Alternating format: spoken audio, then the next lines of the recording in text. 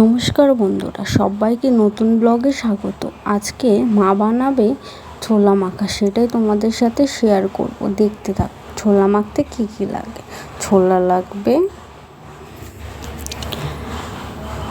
গাজর কুচি, কাঁচা লঙ্কা কুচি, সেদ্ধ করা আলু কুচি,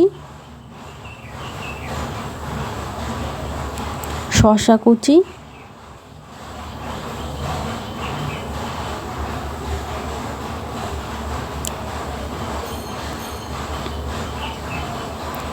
লেবু লাগবে। আমি তো পেঁয়াজ দিতে ভুলে গেছি, তোমরা পেঁয়াজ দিও।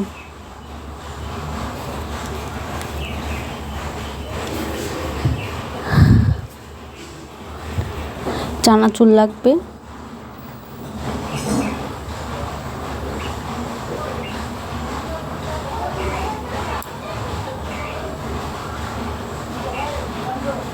নুন লাগবে,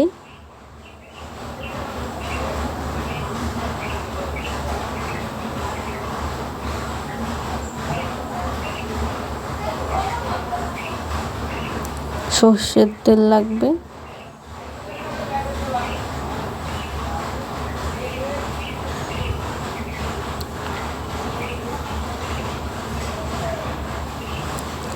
টমেটো সস লাগবে,